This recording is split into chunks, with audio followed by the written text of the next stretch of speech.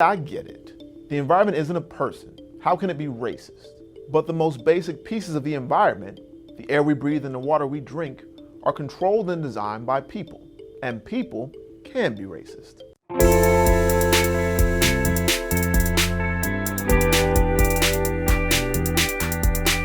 Not straightforward.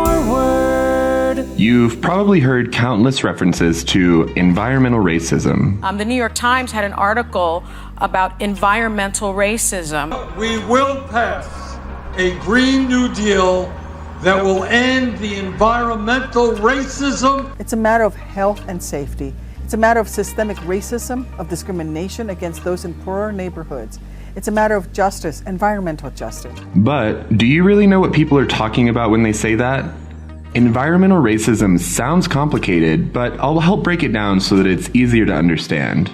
It's important that you understand this stuff so that you can be a more active and informed member of your own community. And you can also come for your family members at Thanksgiving or whatever if we're ever able to gather together like that again. The World Economic Forum defines environmental racism as, quote, a form of systemic racism whereby communities of color are disproportionately burdened with health hazards through policies and practices that force them to live in proximity to sources of toxic waste, such as sewage works, mines, landfills, power stations, major roads, and emitters of airborne particulate matter. As a result, these communities suffer greater rates of health problems related to hazardous pollutants. So what does that look like in reality? Let's take a look at a few examples. In the early 80s, Mexico and the United States came to an agreement that required American companies operating in Mexico to return their waste materials back to the US and to send a notification to the US Environmental Protection Agency, the EPA, letting them know that they were doing so. 3 years after the agreement took effect, a survey of over 700 manufacturing plants revealed that only 20 had filed a notice that they were returning hazardous waste to the United States, even though more than 600 of them used literal toxic chemicals in their manufacturing process. In the 7th year after the agreement took effect, only 10 notices were filed. So what's happening to these, again, literal toxic chemicals if they aren't getting shipped back to the US? Well, in most cases, they get dumped either in the Rio Grande or in ditches, sewers, etc. that eventually run into the river anyways. That obviously can't be good, but it's revealed to be extremely harmful. In the border town of Brownsville, Texas and Matamoros, Mexico, the rate of anencephaly, the medical term for babies born without brains, at the time of this study was 4 times the national average. At this hospital in 1991, 3 brainless babies were born in just 36 hours. One of them was Janet Ramirez's daughter. I cry every time I think of her. In Brownsville, Texas, the median income is roughly a quarter of the national median, and the town is made up of 93% Hispanic or Latino residents. The study that showed these health effects was from the late 80s, before the North American Free Trade Agreement, aka NAFTA. Under NAFTA, less hazardous waste should be returned to the US, but that doesn't necessarily mean the health effects to those living in the US are lessened. A more recent example of environmental racism that you're undoubtedly familiar with is the case of water toxicity in Flint, Michigan. If you're not familiar, the disaster was caused by a switch in water sources for the town of Flint, Michigan. The supply switch was from Lake Huron to the Flint River. The new water supply was, at the time, not treated with an anti-corrosion chemical to prevent lead particles and solubilized lead from being released from the interior water pipes, particularly those from lead service lines or those with lead solder. This water was known to be very corrosive, so corrosive that in fact it wasn't even being used by the nearby auto industry. A General Motors plant in the area switched to water from a neighboring town when they noticed rust spots on newly machined parts. Listen to Flint Mayor Karen Weaver in this 2016 clip discuss how the problem continued for more than 2 years. not only African American, we also have issues. We think it's a class issue as well, because we do have so many unemployed people. So we're looking at this as race, as class. We believe had this been a different community, a rich community, that it wouldn't have taken so long for the people's voices to be heard. I'm sure Mayor Weaver means well when she says that race and class are coexisting factors relating to environmental injustice, and it may be true that they are. However, a 2007 study by Dr. Robert Bullard reveals that race is instrumental in predicting the safety of one's environment, even more so than class. The study showed race to be more important than socioeconomic status in predicting the location of the nation's commercial hazardous waste facilities. Dr. Bullard proved that black children were 5 times more likely to have lead poisoning from proximity to waste than white children, while even black Americans making $50,000 to $60,000 a year were more likely to live in polluted areas than their white counterparts making just $10,000 a year. Anyways, back to Flint. Finally, in February of 2019, after 5 years of poisoned water, tests finally showed that residents of Flint could safely drink the city's water. It took nearly $400 million in state and federal spending, but Flint finally has secured a clean water source, distributed filters to all residents who want them, and laid modern, safe copper pipes to nearly every home in the city that needed them.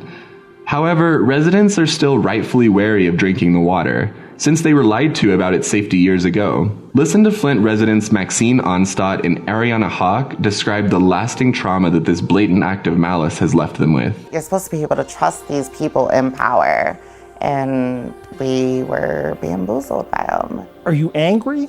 Oh yeah, of course I'm angry. I'm more upset and hurt than anger. It's hurting because these are the people who we trust every day. These are the people who said that this was okay. Then there's the infamous quote-unquote Cancer Alley in Louisiana, our nation's second poorest state.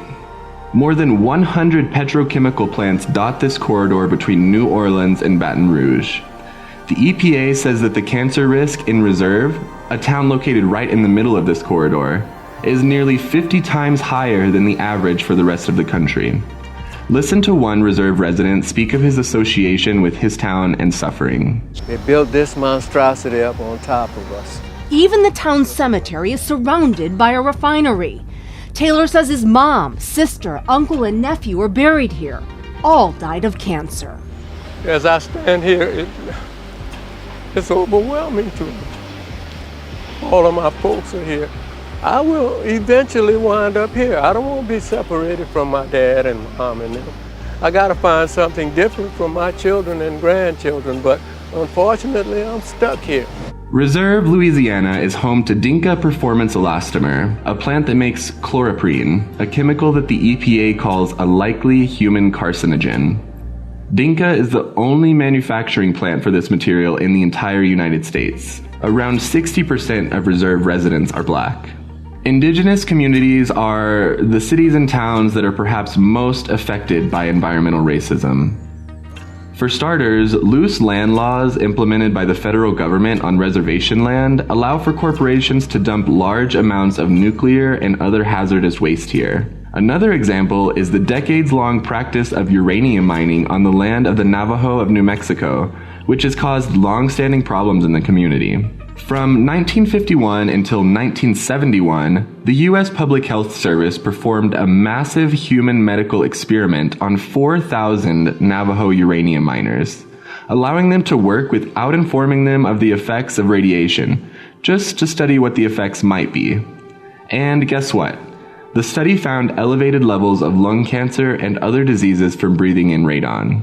According to the USDA, centuries of government policy have eroded tribal access to traditional lands, disconnected tribal communities from their traditional food systems, disrupted trade relationships between tribes, increased dependence on food distribution programs, and created barriers for accessing agriculture programs. Given this context of injustice, talking about adapting tribal agriculture to climate change is too simplistic. Indigenous groups in the Southwest U.S. are traditionally good stewards of the land and the food it produces. Furthermore, community health and wellness are traditionally important values. However, capitalism does not consider the value of the land, nor consider mutual aid. Instead, modern capitalistic land use practices intrinsically harm the most vulnerable communities. Dr. Jalen De Maria, a professor at the University of New Mexico, says, in order to make profits and maintain control, the actions of multinational agricultural corporations will ultimately make humanity, in its entirety, dependent upon the corporate market for its very survival. This dependency is achieved through patent laws and requiring farmers to get permission and pay a fee to grow food. Even after the fee is paid and the permission is granted, farmers must plant in ways that increase corporate profit, but that are contradictory to sustainable patterns of living through biodiversity. When an agricultural practice is enacted that is unsustainable, there must always be at least one group of people who face the consequences, both in loss of food and in the damage done to the land and the environment. When Columbus arrived to the Western continents, it's estimated that there were between 5 and 15 million indigenous inhabitants, a number that dropped to around 238,000 by the 19th century. With the genocide of large swaths of indigenous populations, naturally comes the loss of cultural norms, traditional practices, and even languages. One of the greatest losses from this genocide is the loss of knowledge surrounding sustainable and community-minded agricultural practices, often refers to as food sovereignty. Food sovereignty is defined by the U.S. Food Sovereignty Alliance using the following principles. It focuses on food for the people, values food providers, localizes food systems, puts control locally, builds knowledge and skills, and lastly, works with nature rather than against it. One example of the disastrous effects surrounding the loss of food sovereignty can be seen in an indigenous and small farmers cooperative in Tlaxcala, Mexico, who found that their crops were unusable because of a severe infestation of grasshoppers. The presence of grasshoppers is not a clear symptom of our changing environment. However, the grasshoppers did turn out to be a symptom of the loss of cultural farming practices. Indigenous inhabitants in this area used to harvest grasshoppers, a practice that, once reintroduced, solved the infestation problems. I could go on for a long time, just giving various examples of poor communities of color suffering from an unhealthy, unsafe, or ignored environment. But what I really want to get at is the source of environmental injustice. In 1982, civil rights leader Benjamin Chavez said that environmental racism is racial discrimination in environmental policymaking, the enforcement of regulations and laws, the deliberate targeting of communities of color for toxic waste facilities, the official sanctioning of the life-threatening presence of poisons and pollutants in our communities, and the history of excluding people of color from leadership of the ecology movements. When you think about it like that, there is so much harm that can fall under the umbrella of environmental racism. From a workplace with unfair health policies, to a school building contaminated with asbestos, to a neighborhood with poorly upkept sidewalks, or the more drastic examples we've already looked at that deal with poisoned air or poisoned groundwater.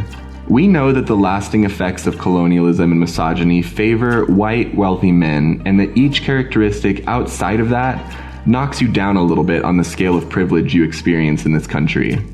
Not white, gay, unmarried, open relationship, poor, drug user, atheist. All of these things can contribute to your status as a quote-unquote minority when power belongs to wealthy white men, though some are more clearly visible than others and so are obviously more impacting in that way. What I mean by that is you won't experience that same level of discrimination as a white man just because you're gay, as someone who is visibly non-white. Furthermore, a gay person that is visibly non-white may experience compounding discrimination and so on and so forth. These are the systems in place that force minorities into unsafe environments. And these are the systems that allow rich white men and their capitalist mega corporations to take advantage of the land and its residents in the first place.